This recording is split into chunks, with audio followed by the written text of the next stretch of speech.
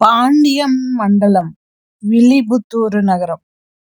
ఆకాశాన్నంటే మేడలు, వాటి ఉద్యానవనాల్లో ఎక్కడ చూసినా ఆనందంగా కూస్తున్న చిలకలు, కోయిళ్ళు. ఆ మేడల మీదేమో మణులతో చేసిన చిలకల బొమ్మలు. చూస్తే వాకిళ్ళ వాళ్ళకి ఆ బొమ్మలే నిజంగా కూస్తున్నాయా అనిపిస్తూ ఉంటాయి. వీధులు విశాలంగా తిన్నగా ఉన్నాయి. ఇళ్ల ద్వారాల మీద ఏనుగులు జలకాలాడిస్తున్న లక్ష్మీదేవి బంగారు చిత్రాలు, ద్వారాల మెట్లలో ఏనుగుల, సింహాల మరకతపు బొమ్మలు. వాకిళ్ల ముందు పొట్టి కొబ్బరి చెట్లు. 2 పెద్ద రథాలున్నాయి ఆ ఊళ్ళో, ఒకటి లక్ష్మిది, మరొకటి విష్ణువుది. పసుపు పూసుకుని కొలంలో స్నానాలు చేసి శ్రీహరి పూజ కోసం బిందెల్లో నీళ్లు నింపుకొని చేతిలో తామర పూలతో నడుస్తున్నారు ద్రావిడ స్త్రీలు, భక్తి గీతాలు పాడుకుంటూ. ఇప్పుడేముంది గాని తర్వాత వాళ్ళు ఉత్సాహంగా బంతుల ఆటలు ఆడేటప్పుడు చూడాలి. అరుగుల మీద కూర్చుని ఉల్లాసంగా పాచికలాడుతున్న ఆటగాళ్ళదుల్ని ఏమని వర్ణించగలం? సన్యాసికైనా గుండెలు జల్లుమనిపించేదే సారె విసిరేటప్పుడు వాళ్ళ కంకణాల చప్పుడు. మన్మధుడే ఎదురుగా వచ్చినా పట్టించుకోనిది వాళ్ళ ఆట తన్మయత్వం. ఇంద్రుడినైనా సరే అక్కడికి లాక్కొచ్చేది భక్తుల్ని చూడడంతోటే లేచి వాళ్ళు పెట్టే నమస్కార భంగిమ. బజార్లో జనం గుండెల్ని కోసేవి. ఆలయం నుంచి వచ్చే శంఖానాదం వినటానికి తల తిప్పినప్పుడు పరిగెత్తే వాళ్ళ కనుచూపులు. ఇక వాళ్ళ మంచి ఊపుగా పాచికలను వేస్తూ ఆ ఊపికి జారిన పడ్డని రెండో చేత్తో సర్దుకునే దృశ్యం చూడగలిగిన వాళ్ళు ధన్యులు. అయితే ఆ వేశ్యలు సామాన్యులు కారు. చూడటంతోటే ఎవరి కులమైనా చెప్పే లోకజ్ఞానం. పేదరికంలో పడ్డ విటుల్ని ఆదరించే మంచితనం. రాజుకు 2 అంతఃపురంలా ఉండగలిగే సౌభాగ్యం. ఏ భాషలోనైనా కవిత్వం చెప్పగలిగే పాండిత్యం కూడా ఉన్నాయి వాళ్ళకి. వాళ్ళెంత సుకుమారులంటే చిలుం పడుతుందని బంగారు ఆభరణాలు వదిలేసి ముత్యాల హారాలే వేసుకుంటారు. జిడ్డు పడుతుందని పునుగుని దూరంగా ఉంచి కస్తూరినే పూసుకుంటారు. తేమ ఉంటుందని పూలను వదిలేసి సుగంధ ధూపాలనే వాడతారు. జిలుగు గుడ్డలు తప్ప ఒత్తుకునే ముతక గుడ్డల్ని దగ్గరకైనా రానియరు.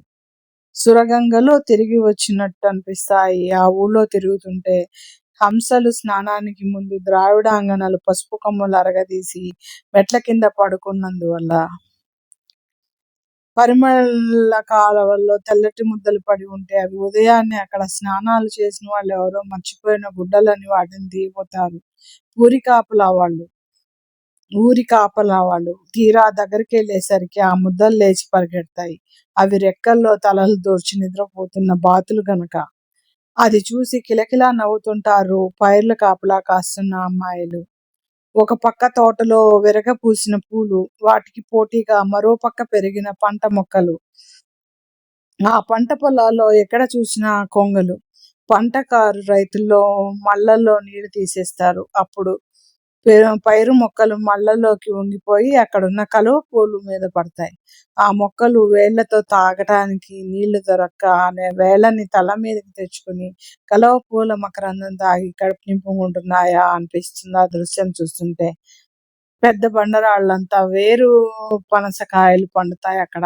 ఒక్కోసారి అవి నేలల్లోనే పగిలి రసం బయటకు వస్తే దానికోసం గుంపులుగా మోగుతాయి తుమ్మెదలు.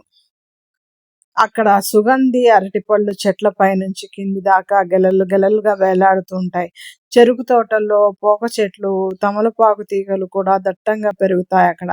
అప్పుడు ఆ పోక చెట్ల కొమ్మలు బరువుకి చెరుకు చెట్లు విరిగి వాటి ముత్యాలు పక్కనే బెల్లం వండే పొయ్యిలో పడి సున్నమవుతాయి. అలా పోకలు, ఆకులు, సున్నం కలిసి అక్కడికక్కడే పండుతాయి. ఇక మామిడి తోపులు ఎంతగా పూసినా ఉన్నాయంటే అక్కడక్కడ ఉన్న పాత నీటి గుంటల్లో పడ్డ ఆ మామిడి పూల మీద మనం హాయిగా నడిచిపోవచ్చు. ఆ గుంటల్లో వాలగల చేపలు విస్తారంగా ఉంటే వాటిని తినడానికి నీటి కోళ్ల మెడ ఒక్కటి తప్ప మిగతా శరీరం అంతా నీళ్లలో పెట్టి వేలాడుతూ ఉంటాయి. చూడడానికి వింతగా ఉంటుంది. మన్నారు కృష్ణస్వామి ఆ ఊళ్ళో వెలిసి ఉన్నాడు. వాళ్ళ నిత్య జీవితాలు ఆ స్వామితో గట్టిగా ముడిపడిపోయినాయి. సాయంకాలం వేళల్లో హంసలు రెక్కలు కొట్టుకుంటూ క్రీం క్రీం అని శబ్దాలు చేస్తూ గూళ్ళెక్కిపోతుంటే అవి ఆ స్వామి గుళ్ళో భేరీ కాహళ్ళుల శబ్దాలని ఇస్తాయి వాళ్ళకి. ఆ స్వామి పక్షాన ఉన్న ఆ స్వామికి వక్షస్థలం మీద ఉన్న తులసిమాలను తాకి అక్కడి చల్లగాలులు వాళ్ళ బాధల్ని పోగొడతాయి.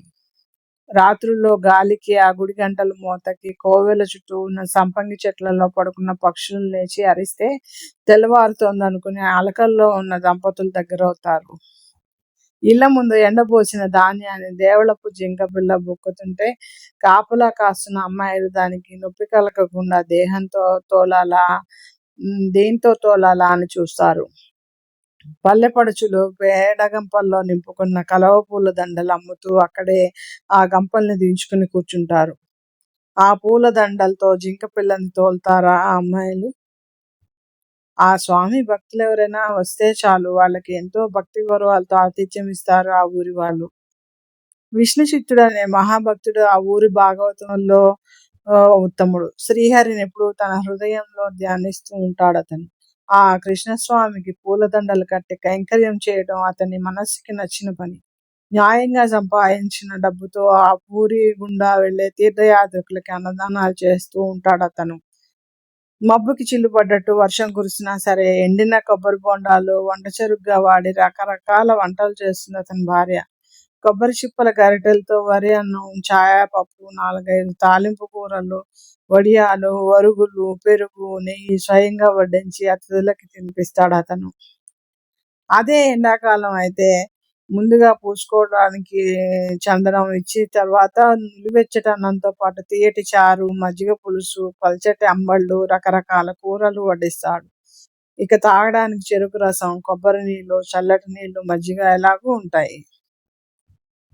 చలికాలంలో వేడి వేడి రాజనాల వరి అన్నం ఉంటుంది. మిరియాల పొడులు, చీమని శబ్దాలు చేస్తున్న కూరలు, ముక్కు జలుబు వదలగొట్టే ఆవబెట్టిన పచ్చళ్ళు, పాయసం, ఊరగాయలు, చెయ్యి చురుక్కమనే నెయ్యి, బాగా కాచిన పాలు. శనివారాల్లో ఎంతో మంది పరదేశ వైష్ణవులు అతనికి అతిథులుగా ఉంటారు.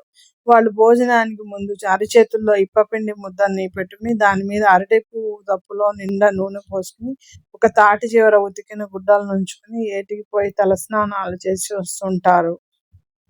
అర్ధరాత్రి వేళైనా సరే అతని ఇంట్లో విష్ణువు పుణ్య కథా కీర్తనం, ద్రావిడ వేదాల పారాయణంతో పాటు కూరలు ఎక్కువగా లేవు, ఉన్నవి చల్లబడిపోయినాయి, పిండి వంటలు నిండుకున్నాయి, అన్నం కూడా అంత సుష్టుగా లేదు, ఎలాగో దయచేసి సర్దుకోండి అనే మాటలు వినిపిస్తూ ఉంటాయి.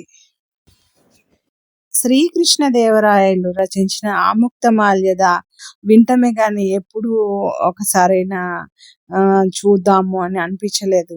నాకెందుకో సడన్ గా ఒకసారి చూద్దాం ఎలా ఉంటుందో అని గూగుల్లో కొట్టినప్పుడు నాకు కేవీఎస్ రామారావు గారు అనువాదం చేసిన ఈ నేను వాయిస్ ఓవర్ ఇచ్చినది విని ఎంతో ఆనందం అనిపించింది.